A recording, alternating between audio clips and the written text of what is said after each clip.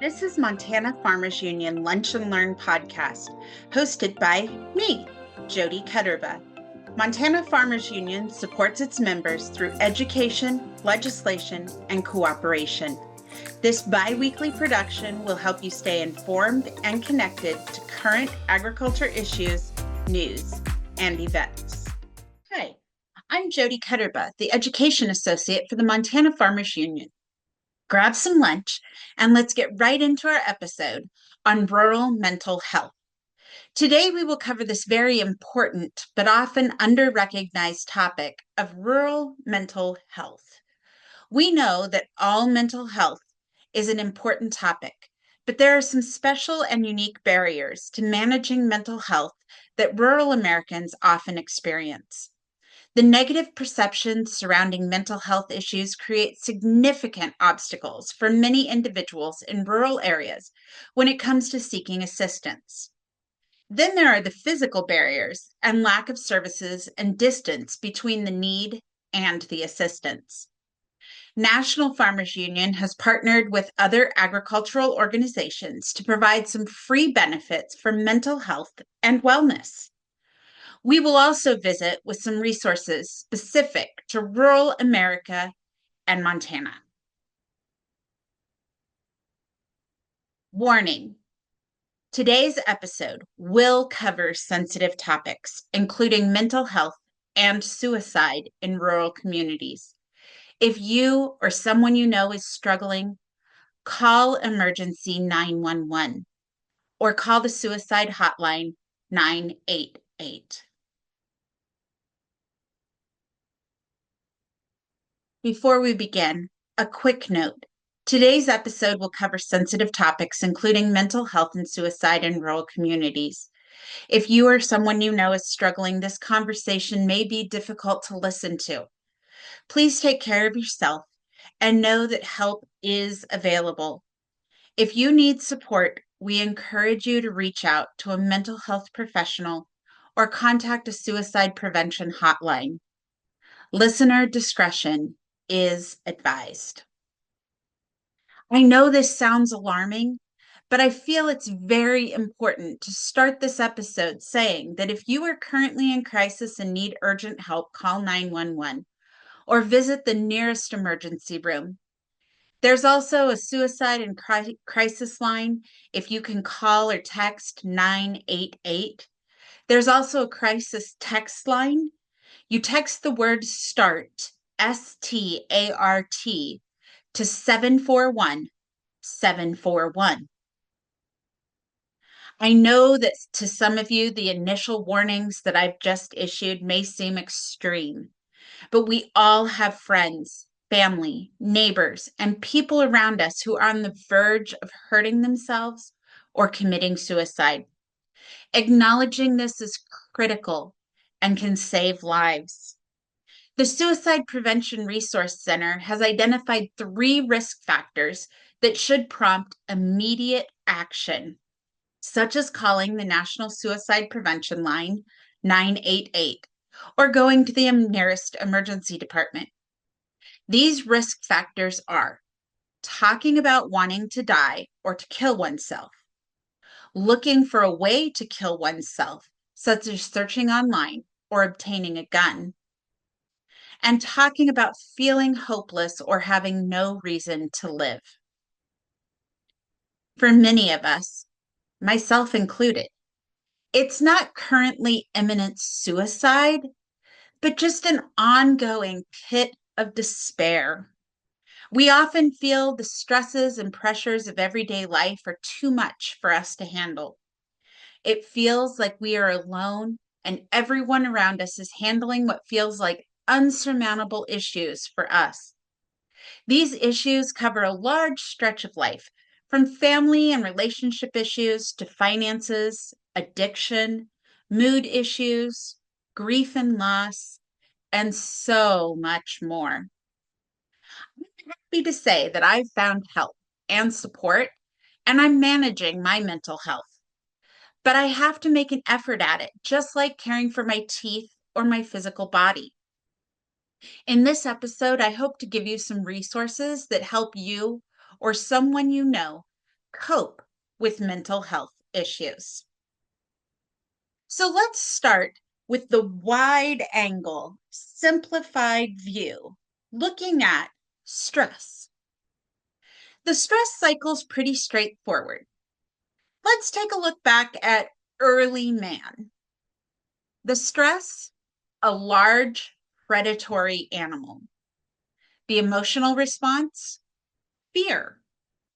The physical response, fight or flight, kicks in, increasing our heart rate, shutting down the immune system, shutting down the digestive system.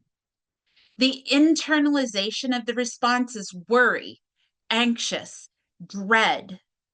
The coping is alleviating the discomfort by running away from the predator. Now, I'm not threatened by a large predatory animal currently, but I regularly progress through the first 5 stages of stress. Stage 6, coping, is not my strong suit. I'm a sufferer. I typically put my head down and power through to the next event without processing and completing the cycle. I think this is common with many people in the agriculture industry and rural America. What's the result? A constant state of increased heart rate, lowered immunity, poor digestion, poor sleep, worry, and anxiety. In the book, Burnout, The Science of Thriving in a Stressed Out, Unpredictable World, the author, Emily, said emotions are tunnels. If you go all the way through them, you get to the light at the end. Exhaustion happens when we get stuck in the emotion. Stress is an emotion. When we don't move to the end of the stress cycle, we get exhausted, or worse. Now, the term mental health encompasses our emotion, physiological, and social well-being. It's closely linked to our thoughts, our feelings, our actions. Our mental health influences how we connect with others, cope with stress, and make positive choices. This definition aligns with insights from the Montana State University Health and Human Development and the Montana Farm Stress Clearinghouse.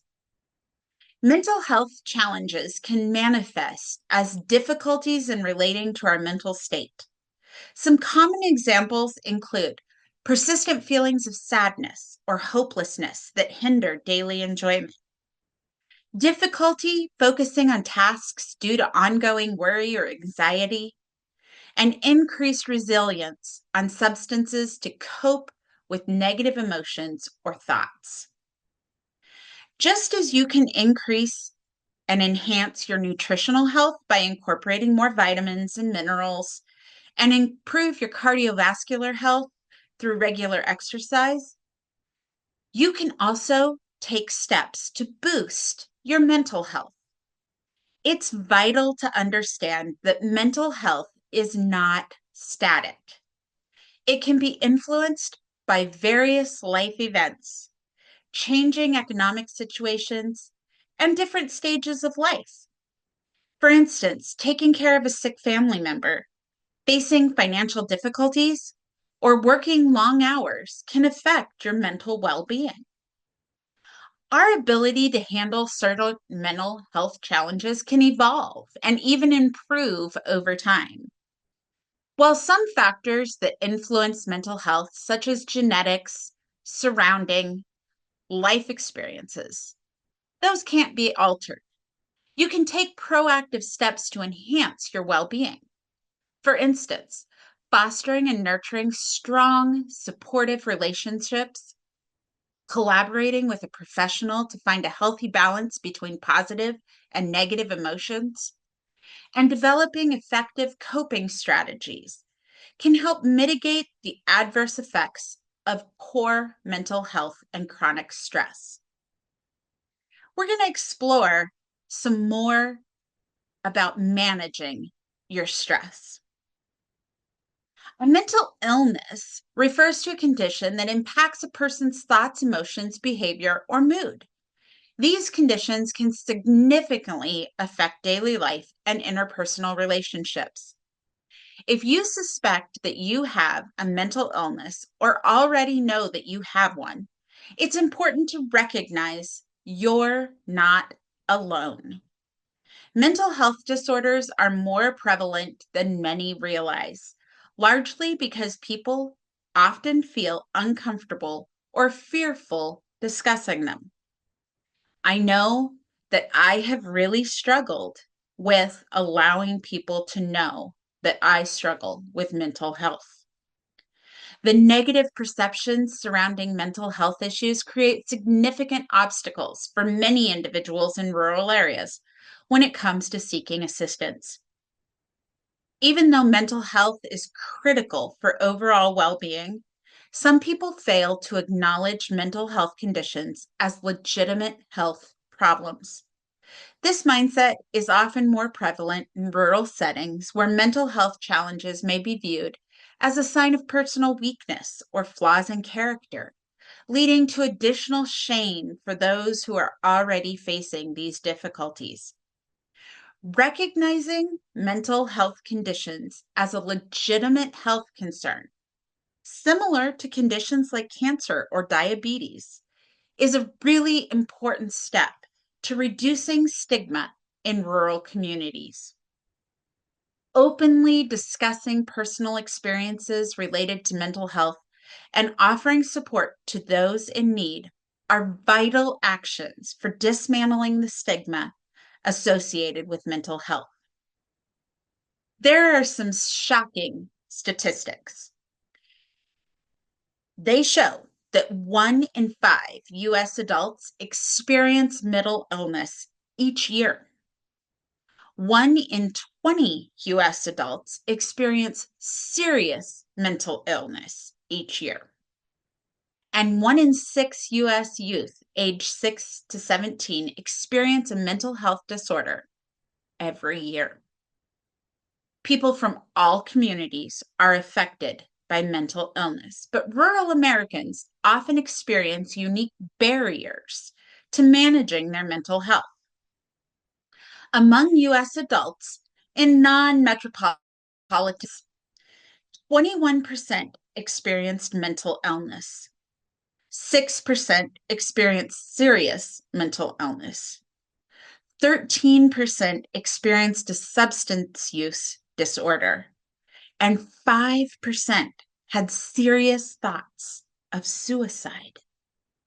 Compared to suburban and urban residents, rural Americans often have to travel 2 times as far to the nearest hospital, are 2 times likely to lack broadband internet, limiting their access to telehealth, and more than 25 million rural Americans live in a mental health professional shortage area where there are too few providers to meet the demand. According to the National Alliance on Mental Illness, 163,000 adults in Montana have a mental health condition. That's more than 5 times the population of Helena. It's more important than ever to build stronger mental health systems that provide the care, support, and services needed to help people build better lives. According to the Center for Disease Control, the suicide rate is 45% higher in rural America than in urban areas, and Montana already has the highest suicide rate in the country. Americans in rural communities deal with substantial isolation, significant travel times for basic health services, lack of broadband access that would enable telehealth services, and stigmas against receiving counseling. Montana Farmers Union, as part of the National Farmers Union, wants to help change these statistics and provide resources and help to Montana farm and ranch families and their community. The new membership flyer shows benefits at montanafarmersunion.com/join-mfu-member dash benefits backslash. They have a section on mental health.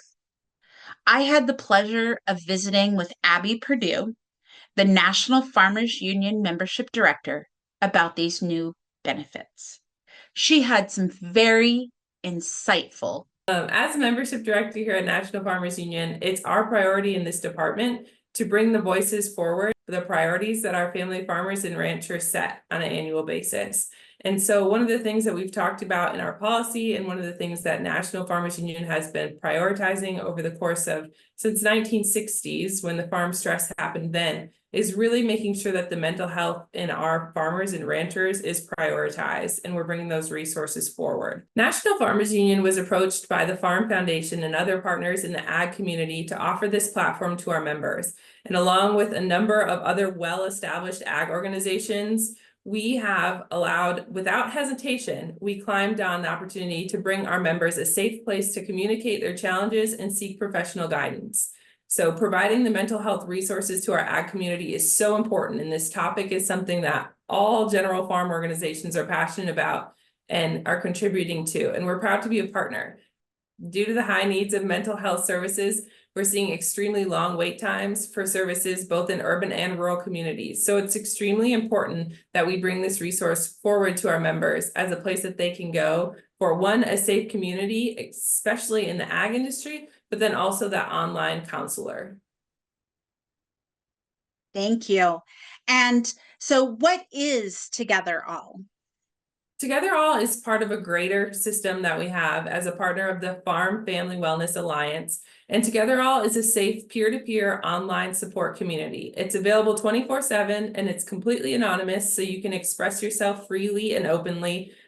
But unlike other large online support communities, Together All has agriculture-specific subgroups. So they're available for farmers and ranchers to have the conversation specific to the stresses in our industry at any time. I joined the Together All community, partially so that I could see what benefits were available. And then I found a community that supported some of my needs. So that was kind of fun. But one of the things that it does say right on the stuff is that it's being monitored by a healthcare professional. And so when some of those conversations, get into the weeds about what can you do and what resources are available, those moderators sometimes jump into the community and make comments. And I think that that's a benefit above and beyond a lot of the social media outlets that we often try to connect on. Yeah, definitely. Having a professional there to kind of mediate that conversation and bring in the proper resources is so important in this very intense topic. So how do we bring awareness to this issue and to the resources that are available? Yeah, it's super important, and we are outlets like this, podcasts, radio, TV commercials, YouTube videos, newspapers, magazines, billboards at the sale barn, any places that farmers and ranchers are, making them aware that they're not unique in this situation.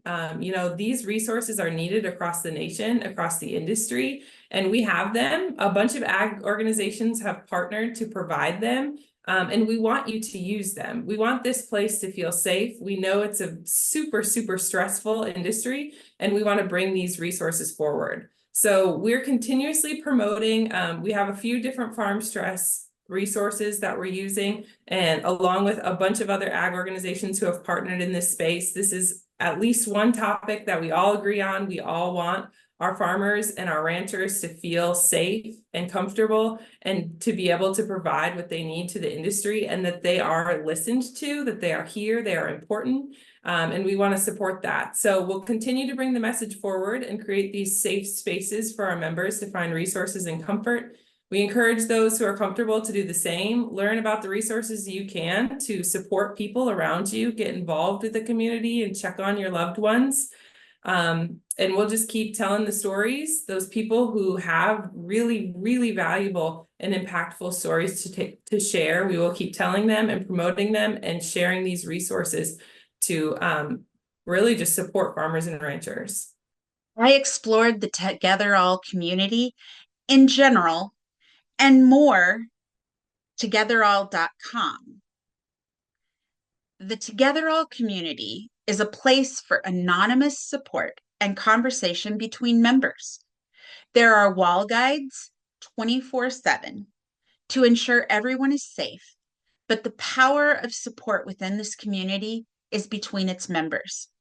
Members help members through shared experience, advice, and kindness. Togetherall is here when you need them, but are unable to offer ongoing one-on-one support. Togetherall is not a crisis service, but if you're feeling at risk, you may ask for more information to keep you safe, and they can link you with some other services. But there's some really awesome stuff on Togetherall. Some of those are that they have these self-assessments. You can see how you score on some common behavioral health tests. There are a large range of topics from anxiety to drinking alcohol to self-esteem to worry and everything in between. These self-assessments help you decide if you need to seek further guidance and assistance. You can create a brick. You can express yourself artistically and post your brick on a virtual wall. It's anonymous, and other participants and even the professional wall guides can respond and support you. It's kind of like posting I feel great. I need some help. Here's where I struggle. Here are my thoughts. You can start a talk about, share how you feel, or talk with others who may be feeling the same way. There's also a whole series of courses. You can learn how to better self-manage. Do you want to cut down your drinking, improve your sleep, manage your stress and worry, make a personal safety plan, or quit smoking? These are just a few of the courses available on togetherall.com. So in your dealings and in the conversations that you've had, have you come up with a good way to start a conversation with a friend or a family member that you're concerned about? Yeah. Listening remains our best asset. If you're concerned about a family member or a friend, ask them how they're doing. And once they've answered, ask them again in a respectful and engaged way. Really check on them and see how they're actually doing. If you haven't noticed a person at a coffee shop in a couple of days, stop by, bring that coffee to them, and see where they're at and meet them. Withdrawing from family members and friends is one of the first signs that you'll see, and a very important sign to look for. And so just really prioritizing, if someone's doing something out of sorts and you know that person well, or it's something that you wouldn't expect from that person, leave that as a red flag and ask them how they're doing and genuinely listen. You might not have the right things to say. You won't have the textbook answers, and that's okay. But you're there to listen, and you can help provide additional resources for them. So if you personally feel like you're having issues, have you come across a good way for somebody without just saying, hey, I'm crazy, or hey, my world's falling apart, or, because when you're in that moment, sometimes you feel that there is nothing you can say. Yeah. Yeah, it's a hard spot to be in. Unfortunately, I know it myself, and it's a dark spot, and there's not a lot, you're unsure what to say, you're unsure where to go, you're unsure who to go to. And so from the stories that we've learned from ourselves and gathering this information, I would say someone that you can confide in. Go through your list of people, and is it someone that you're comfortable if they're 3 miles away, if they're 300 miles away? Are they virtual or online? Is it a stranger or a professional, a family member, a friend, a teacher? Who can you talk to? And if you don't get the response that you want, and you don't get the resources that you're looking for, try again. Try another family member. Try another teacher, try another professional that you engage with. Your FSA office is listening. Your people at the elevator are listening. it's just really important that we're trying to reach out to these people and having a support system, because you find out the community is much larger than you expected. And though you may feel, or I at least felt ashamed, embarrassed, like that I was unique in this situation, and you start to find out that maybe that person has also had that feeling at one time, or maybe that person has had that experience. Another great way is podcasts or audiobooks, reading books. Someone once told me, Abby, they didn't write this book just for you. There's plenty of people reading this. So you can assume that there's plenty of people feeling the similar way. So keep talking, keep reading, keep listening until you find the person or a person who helps give you the resources that you need to keep going along. It is dark, it is uncomfortable, but keep going, keep talking. In the introduction, we talked about some statistics, but I think it's a good reminder that statistics show that 1 in 5 US adults experience mental illness every year, and that 1 in 20 experience serious, like needing professional help to get through it. And those statistics, I think, are just so telling. And in your discussion with members and other states of Farmers Union, why is this even a rural health issue, more so than an urban health issue? To add to those percentages, we found that more than 60% of rural residents live in areas with mental health and behavioral professional shortages. More than 60% of rural counties do not have a psychiatrist. 95% of rural counties do not have a child psychiatrist. And 81% of rural residents do not have psychiatrists, nurse practitioners. So nationwide, that leaves us with a shortage of estimated 8,000 mental health professionals in rural communities. That's huge. And as you know, living in near rural communities, and I'm in a rural community, the rural communities are such a vital piece to this organization and this puzzle, because the resources in the rural communities are getting sucked up by our bigger cities and our larger companies, and we're declining in the number of rural residents. And so these resources, the pickups are recognized in the parking lot. The stigma is still here. And someone may not feel comfortable going face to face with someone that they may know or, even grew up with. And so it's really hard in our rural communities to provide resources to farmers and ranchers. And we're alone all day. They're in their tractor cab all day, they're driving truck and trailer by themselves. They're in the field by themselves.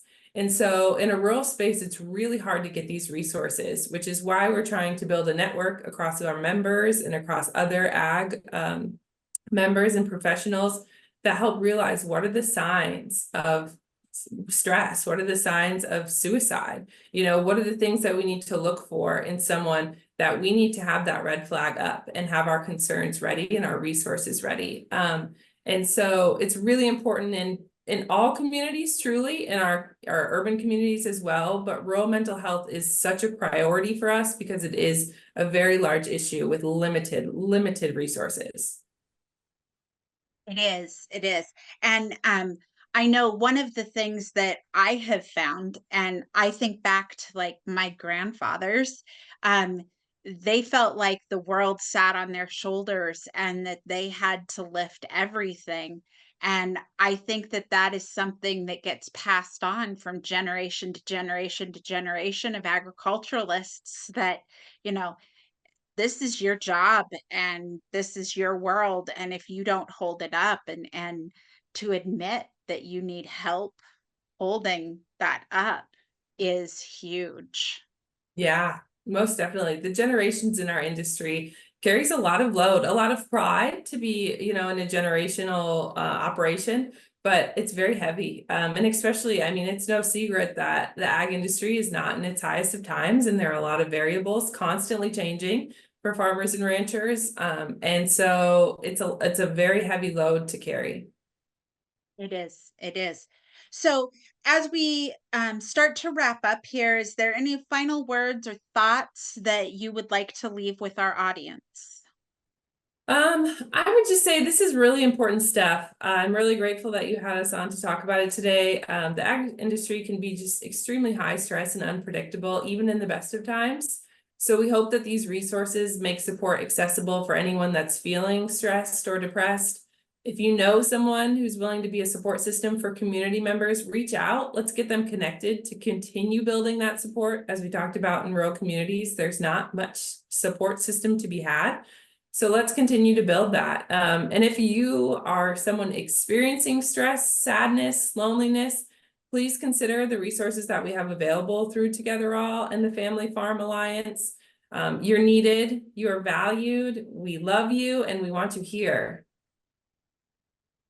To further expand on Abby's mention of a large group alliance, the Personal Assistance Services from Farm Family Wellness was created. This is an alliance created between Farm Foundation, private funders, personal assistance service, and valued partners in the ag industry to coordinate our specialties and experience and offer a robust catalog of mental health and wellness services to farmers and their families. They started in Iowa and soon realized that these free and confidential services should be utilized by ag families in other states as well.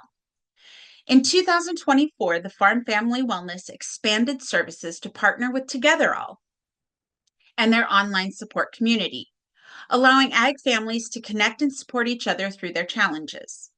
The Farm Family Alliance has been strengthened by adding American Farm Bureau Foundation, Land O'Lakes, Farm Credit, CoBank, National Farmers Union, 4-H, and The Grange, just to mention a few. These are prepaid services that are available to you by phone, text, or chat. Services include family and individual counseling, nutrition and health coaching, financial consultations, retirement coaching, legal consultations, organizational and proactive coaching, parenting and child care consultations, elderly care management, career consultation, education, life coaching, nicotine cessation, and so much more. Another great resource from the National Farmers Union is the Farm Crisis Center. It can be found at www.farmcrisis.nfu.org. Even in the best times, farming can be incredibly high stress occupation. Unpredictable weather, crop disease, volatile markets, heavy workloads, social isolation are just a handful of the challenges that farmers may face. These conditions force many family farmers and ranchers to make tough financial decisions that will impact their families, community, and the entire country. National Farmers Union compiled resources to help farmers through these stressful times. They have links to the Farm Aid Hotline, the National Suicide Hotline, a local resource online directory that includes everything from crisis assistance, farm stress, and disaster relief to less urgent but equally as impactful resources as conservation programs, funding opportunities, regenerative transitions, succession planning, and legal help. Thank you so much, Abby. It's been great to visit with you today. Yes, you too. Thank you so much for having me on. Not only is there a wide array of national resources available for you, but there are quite a few Montana-specific or targeted resources. I got to visit with Darla Tyler McSherry, the creator of askinernest.org. She has an awesome collection of resources and tools for us. Again, I will caution listeners that part of her story is very traumatic. If you or someone you know is struggling, this conversation may be difficult to listen to. Please take care of yourself. Get help if you need it. If you need support, we really encourage you to reach out to a mental health professional or contact the suicide prevention hotline. Again, listener discretion is advised. First of all, thank you to Montana Farmers Union for allowing me some time with you and with your members. And I'm just very grateful for the opportunities. You know, farmers, ranchers, thank you for what you do. It's incredibly hard work. I don't live that lifestyle every day, but I was born in it. I was raised in it. I have one foot in it now, and I go home to help my brother with harvest. But I feel that I can be an advocate for my people. You are my people, and you matter. It takes a special person to be able to farm and ranch every day, and you have my admiration and you have my respect. And I want you to be healthy in this. It means physically healthy, mentally healthy, emotionally healthy, and together we can help support one another and we can figure this all out. So I'm Darla Tyler McSherry. I've born in Montana, lived here my entire life. I received my education from the University of Montana with a bachelor's and a master's degree in health and human performance. I spent my professional career in college health, retired out of that just this past summer, and now I am spending more time working to address stigma and build awareness and education and advocacy for mental health in the farm and ranch population. What do you consider mental health?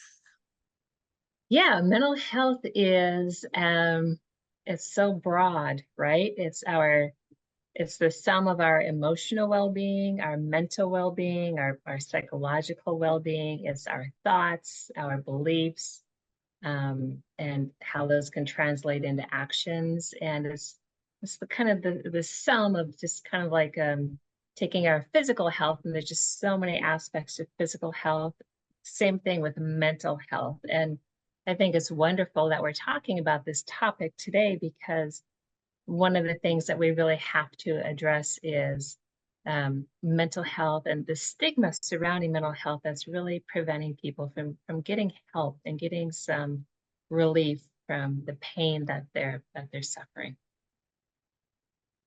So you have a service, Ask in Earnest. Mhm. And so could you tell us a little bit about your service and your story on how it got started?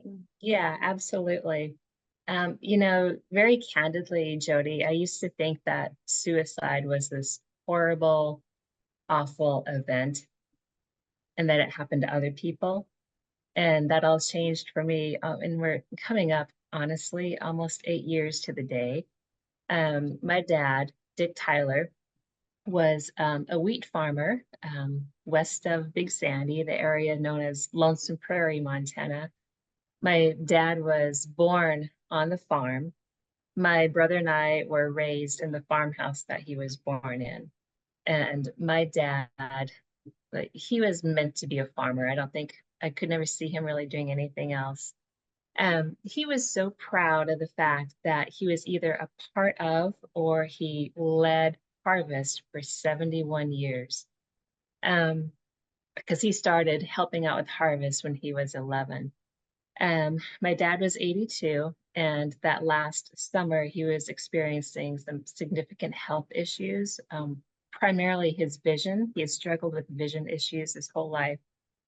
So he wasn't able to be out there leading harvest. And we knew that was tough on my dad, but we were reassuring him and said, you know, you're going to get through this. You're going to be out there again seeding, and you'll be out there again next year. And then along the way, he developed some other health issues, which culminated in my dad taking his own life on the farm. And, you know, we are just like almost every other family that loses someone to suicide. It blew us out of the water. We didn't know the trouble that he was in.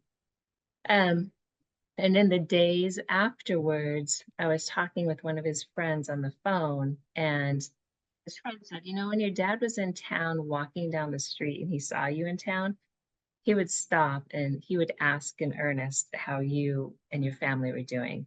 And he wasn't asking that to be nosy or get in your business or be gossipy. He just really cared about how you and your family were doing. And that was my dad. And it's true. And it's one of the most beautiful things that anyone has ever said to me about my dad. So that phrase, ask in earnest, just really stuck with me. So the whole purpose of my initiative is to ask in earnest with our loved ones, with our close friends, with family, you know, how are you doing? How are you doing? Tell me your story. I want to help. And then the follow-up is educating people on how to help. I'm trained as a QPR suicide prevention trainer. My website, askinearnest.org, has a lot of resources that people can go on there and find, so that if you are the one trying to help someone, you're not alone. There's lots of ways to help that person. And then if you yourself are the one that's in trouble, you know, I'm really stressing to people that you're not alone and that help is available. So, who is the intended audience of your materials? It's really farm and ranch people, rural America. I have been doing a lot of work in Montana, Idaho, Wyoming, primarily the Western US states. It's really for those folks who aren't living in an urban setting, who have the challenges of living in rural areas where there can be limited access to services. So my philosophy and my whole initiative is geared around what can you do on the farm every day to help improve or maintain your mental health. And I do that through addressing issues including fitness and nutrition, stress management, sleep, and gratitude. And the strategies that I offer and that I promote are evidence-based. And then I also promote and support people getting connected to help, whether it's through online counseling or through their medical provider, through clergy, through counseling, whether it's in person or online. And so what can you do on the farm every day that's not going to majorly really just disrupt your lifestyle, that you can do to help address mental health? And also really what I'm trying to do with this initiative is just continue to help break down stigma surrounding mental health, because, and we've been making great progress, I think, in the past 5, 6, 7 years about this whole topic, and it's wonderful, but there's still so much work to be done. So, you talked a little bit about some of the barriers that rural Americans have versus urban Americans. What are some of those issues that make rural mental health different than urban? Yeah, you know, a huge one that I'll start off with is, you know, the culture. And what makes people good farmers and good ranchers are things like you can work independently, you make decisions all on your own, you tolerate unusual adversity and pain to get the job done. You spend a lot of time by yourself. You have that philosophy and that mentality of going it alone. So the things that make you, all those characteristics that make you a good farmer, can work against you when it comes to seeking help for mental health. Because what?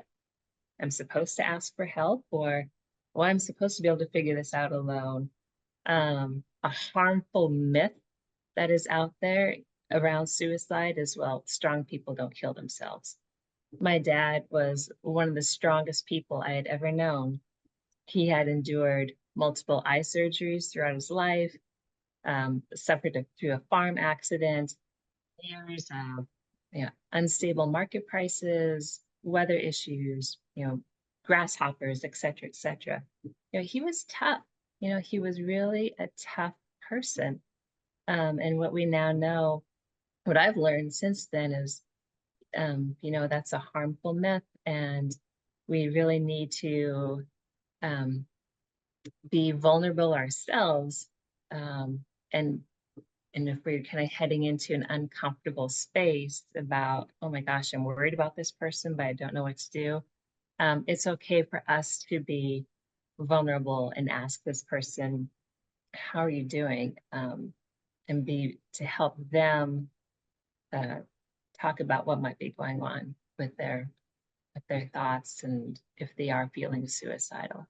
Have you found that there is a difference between men and women talking about these subjects? I definitely would say yes. A great quote that I've read, and I think it's true, is men have the burden of always being strong, and we all pay the price for it. It's easier as in our society for women to talk about things that are bothering us. We can talk about our feelings easier. We allow that more in our society than we do for men.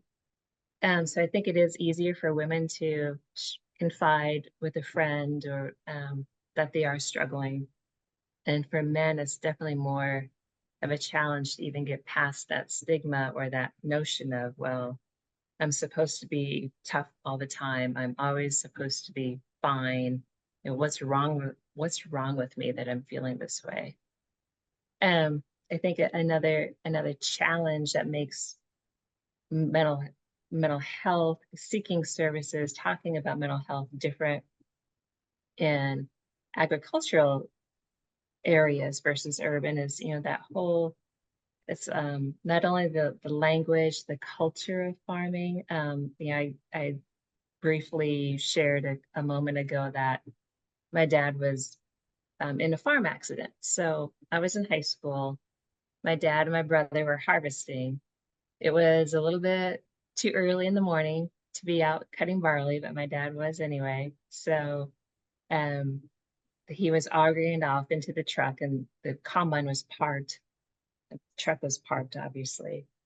And it wasn't augering off the combine very well. So what does my dad do? He crawls up in the tank and starts kicking it around to get it to auger off. And he briefly gets his foot caught in the auger. He's able to jerk it out. So what does he do? He gets up out of the tank, gets back into the cab, kind of slams the combine into gear and gets going again. And he told us later on that he said, yeah, I had to grip onto the steering wheel really tight a couple of times if I was going to pass out. And then he said back in that time he wore cowboy boots, and he said he looked down one time and he saw blood coming out of his cowboy boot, and he just looked back up and didn't look down again. So he was able to tolerate that for a couple hours, and then he had finally had enough. So my dad and my brother came into the house where my mom and I were. My dad said to my mom, I'm hurt. I need help. And of course, right? You've got blood coming out of your cowboy boot. You got your foot caught in the auger. Of course, you need to say, I'm hurt. I need help. That's normal, necessary, natural to do. Fast forward 35 years later, when my dad was struggling with these thoughts of suicide, he didn't have that language in him. And we don't have that culture, especially to let men talk about, I think I'm feeling suicidal. I'm thinking that I don't have a reason to live. I need help. And so that's why I'm so grateful that Montana Farmers Union, your viewers are willing to bring light to this subject so we can make those changes and we can help end the tragedy of suicide. So that's that's a terrible story, but that's a great picture. And so how do we start that conversation if we are concerned about our own mental health? Yeah, definitely. So being willing, another, I think, really important concept for all of us is to recognize that when we're being vulnerable, we're not being weak. We're actually being very, very strong. So being comfortable and be willing to be vulnerable and share with our trusted loved ones what's going on inside us. It's just starting, saying, I'm not myself lately. I'm not sleeping well. I'm struggling. I need help. And we are almost always our own harshest critic. I think if you ask a group of people um, who is the toughest on you, you would probably say myself. So if we think about, like, if a friend were to say to us, what would we do? We would literally or figuratively put our arms around that person and hug them and say, I want to help. Tell me more. You're not alone. We have to be willing to let our friends, our loved ones, our family members, let them wrap their arms around us and say, you're not alone. And I'm going to be here with you. Let's get you some help. So that could be one way that we could do it, and I'm a big fan of using multiple options, multiple strategies. Some other great options in the rural community is talking with your clergy, talking with your medical provider. If you are using counseling already, that's awesome, whether it's in person or online. Recognizing that lots of people want to help, and let's quit that fear of thinking that we have to figure it out all by ourselves. So I love that on your website, one of the pages is how to help, and it actually gives words that you can use if you see you have a friend or a loved one or a neighbor that's not acting themselves, and how to start those conversations, and sometimes just having the words is Yeah, definitely. And thank you for pointing that out. And yes, again, we're wanting that person to talk to us, right? So we're wanting that person to share, be vulnerable, which means we're asking that person to be really strong. Even though it feels different, it might feel different.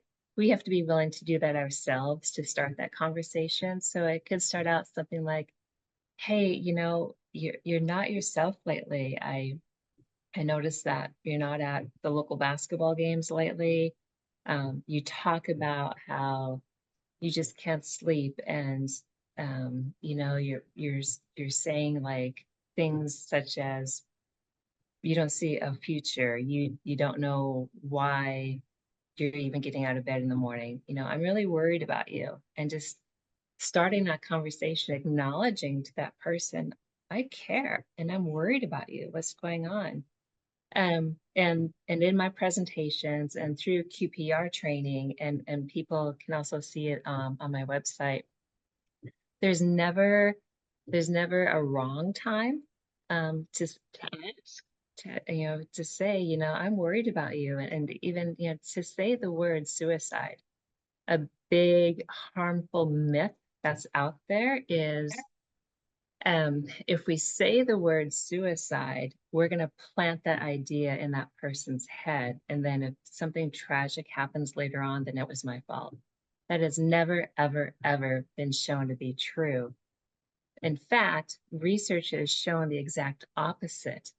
If we ask someone, hey, I really am worried about you. Are you thinking of suicide? That can open the door to a literal life-saving conversation, and you will never plant that idea in that person's head. And what that person is hearing from you is that you care, you want to help, that they're not alone. So it's okay to say the word suicide. How we ask can make a difference. If if someone says to you, well, gosh, I'm worried about you, but you're not thinking about suicide, are you? That's putting up a lot of barriers, your body language, that the word choicing is saying, well, I care about you, but I really don't think I want to hear about this, versus just asking the open-ended question, are you thinking of suicide? And just listen without judgment, listen to what's going on with the person. We don't have to fully understand the issue, but we do have to fully understand to that person, the issue is so severe that they're thinking that suicide is an option or it's the only option. And then we can put on our lifesaver hat, if you will, and we don't have to be the mental health professional. I'm not advocating that at all. We can be that bridge that gets that person connected to life-saving resources, whether it's, and we can go into resources if you want. Yeah, and that's actually the next thing that I was looking at is on your website. Not only is there suicide prevention, and I think we all agree that, suicide is a horrible thing and that we wouldn't want any of our friends, family, neighbors, to be in that situation. But there are less severe, but equally as damaging, depression and anxiety and fear and sadness and all of those things. And so as I look at the resources that are on your website, I would love for you to discuss some of those resources. Yeah, definitely. So my website is Ask in Earnest, and Earnest is spelled EARNEST.org. So a few that I like, and I see that I need to do some work to kind of refresh some of those resources. One that's that I don't have on that I do like is out of Canada, and it is called the Do More Agriculture Foundation, and it's the website is domore.ag,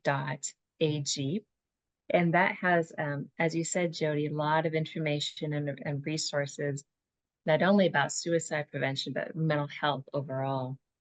Another one that I like is the RASAP website, and that is RASAP stands for Western Regional Agricultural Stress Assistance Program.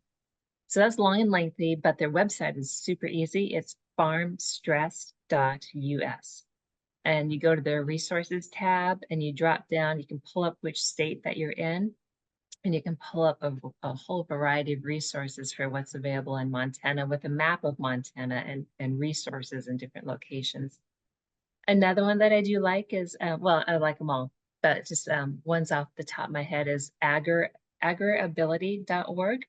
And that organization is dedicated to helping farmers with disabilities, whether it's been a lifelong disability or they sustained an injury in a farm accident and they want to continue to farm, but now they have to figure out kind of some different workarounds because of their injury.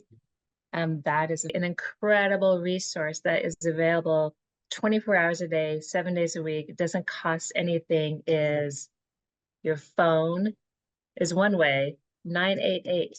It is the National Mental Health Crisis Suicide Prevention number. So you can use that in a variety of ways. If you yourself are struggling and you are just not in a good space, whether it's something going on heavy emotionally, all the way to the continuum, of thinking about suicide, you can call 988 on your phone, or you can text to 988, or you can go to the online chat, and you can talk with a trained person on the other end, and you can get help, and you can get incredible resources. Another way that people can use 988, and I had never thought of this before until someone had mentioned it years ago. If I am worried about my friend or my loved one, but I have no clue what to do, I haven't gone through QPR, I've got all this emotion going on inside me, I want to help, but I don't know how to help, I could call 988 and I could say to that person on the other end, I'm really worried about my friend. I'm really worried about my daughter. I'm really worried about my dad, but I don't know what to do. That person can give you solid strategies on what to do and how to have those conversations and how to get connected. A third way that people can use 988 is, let's just say, Jody, you and I are having a conversation and you're really worried about me and I'm not in a good space emotionally, mentally. I might be in some kind of crisis, possibly up to thinking of suicide. You can say to me, hey, Darla, you're my friend. I care about you. Hey, let's call 988. Let's put that person on speaker and let's the three of us have a conversation because I care about you. I need you to stay safe and we can get someone else here to help. So that is an incredible resource. So please keep that in mind when you're needing some help or if you know of a loved one who's needing some help. There's some great resources available. And as I've put together the resources for this podcast and been doing some research, you can go down some really interesting rabbit holes, especially when you start going, oh, yeah, maybe that's me. Maybe that's my daughter. Maybe that's my neighbor. Oh, that's how I have that conversation. And, Yeah, definitely. really, I think everybody knows someone or is affected. Oh, absolutely right. I fully agree with that. And yeah, just starting the conversations, just be that awesome human being that you already are and build in time to have those potentially life-saving conversations. And one thing that I don't think I've talked about yet is I wish that we had done this with my dad. I encourage everyone to zoom out from the situation because oftentimes we're just so close to it, like we can't see the full picture.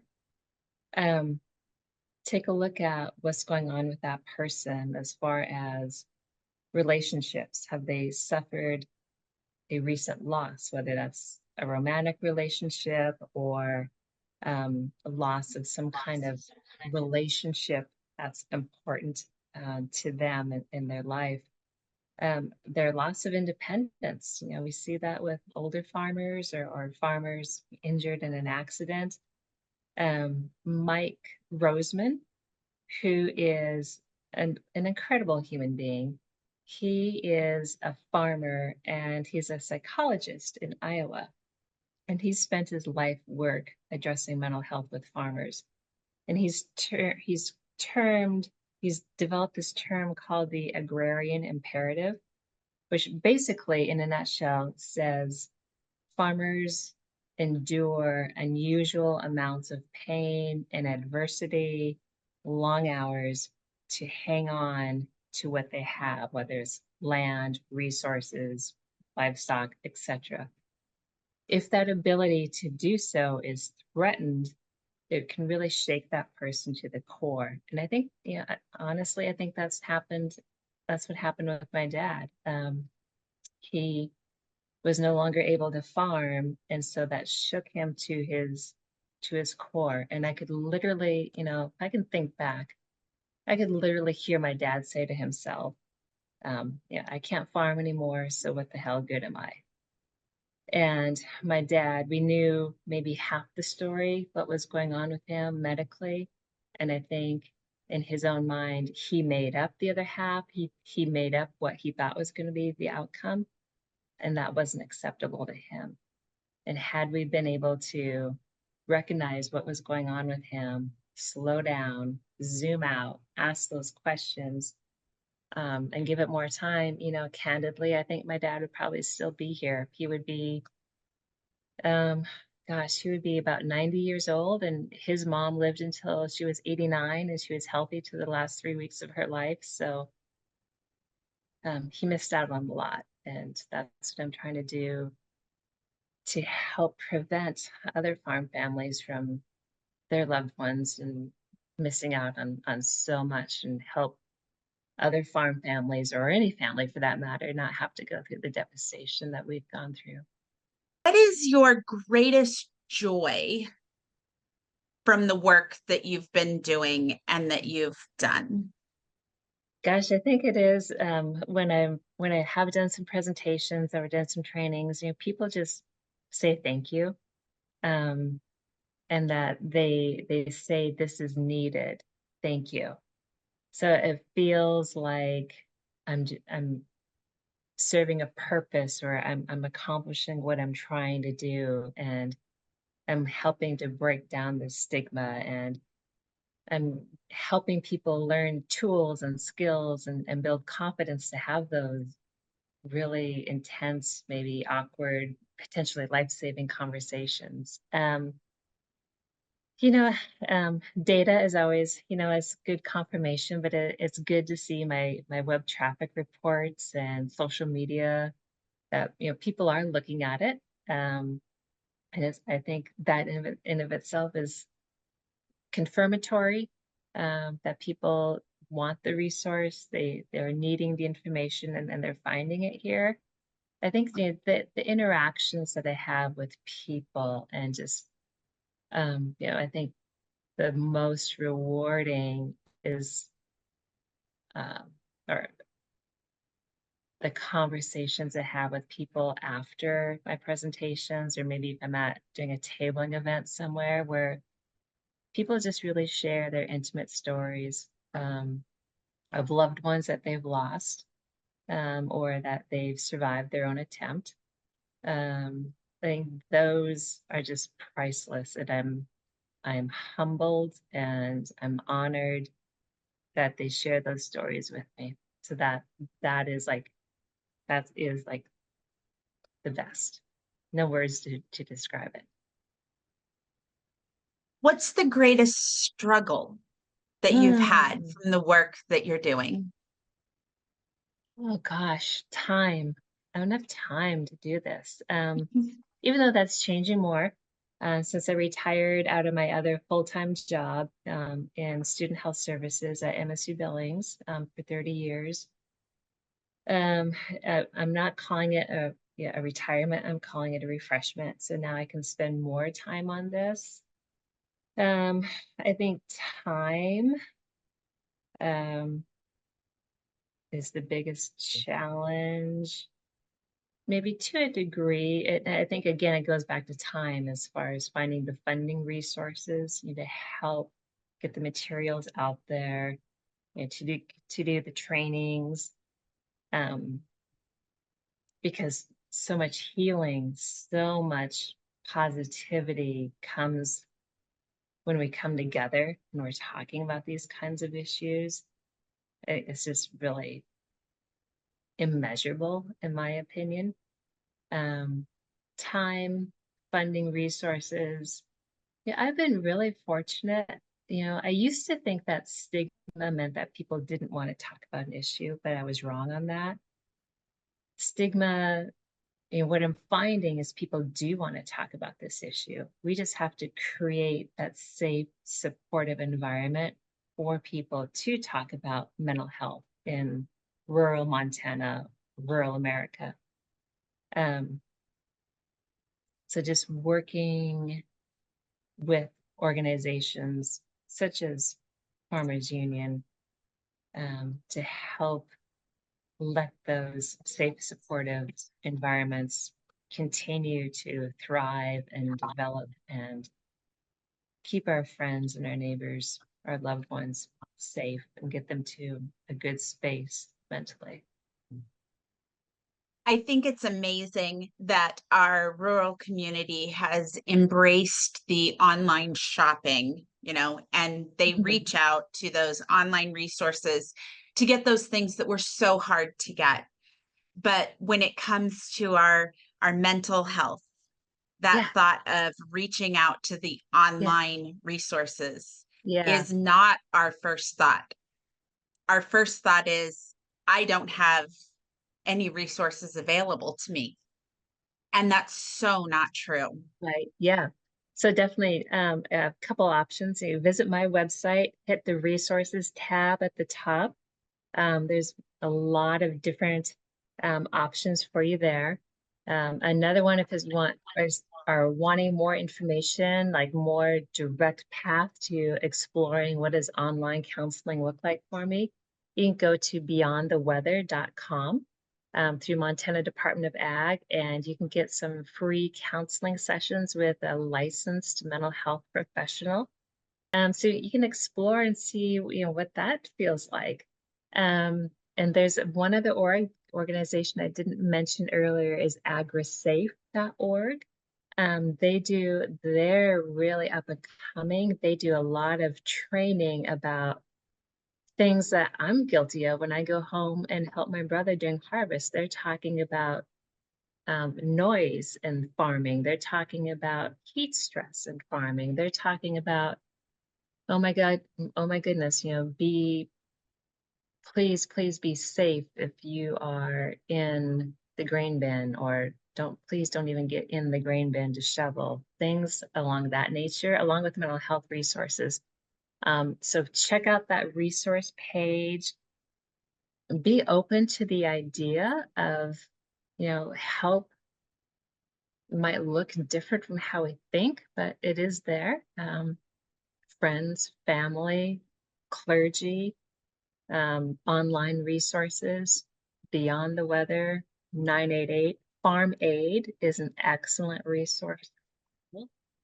If people remember one thing from this, I would just please ask them to remember that you are not alone and that you matter and help is available. And when you're looking at help, you are not being weak. You are not being vulnerable. You are being incredibly strong. I think it is absolutely amazing that you have taken a tragedy in your life and your family's life, and you have turned it around and made it a resource for our farm families and ranches. I'm sure that your dad would be so proud of the work that you do. And what a amazing way to take a tragedy and turn it into a triumph.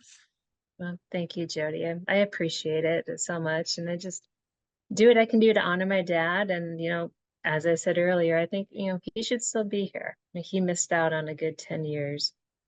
Mental health is a critical issue for everyone, but rural Americans face distinct and often challenging barriers in managing their mental well-being. In rural areas, the stigma attached to mental health concerns can be a major roadblock for individuals seeking help.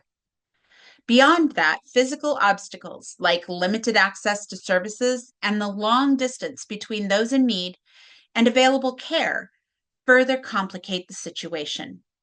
In response, the National Farmers Union has joined forces with other agricultural organizations to offer free mental health and wellness resources to support rural communities.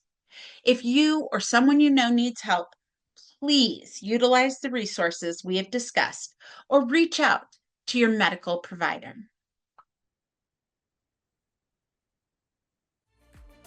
Montana Farmers Union Lunch and Learn podcast is a resource for agricultural producers, support industry, and consumers. Join MFU today and make your voice heard advocating for family farms, ranches, and rural communities. Visit MontanaFarmersUnion.com, MFUMT on Instagram, or Montana Farmers Union on Facebook to see events and opportunities.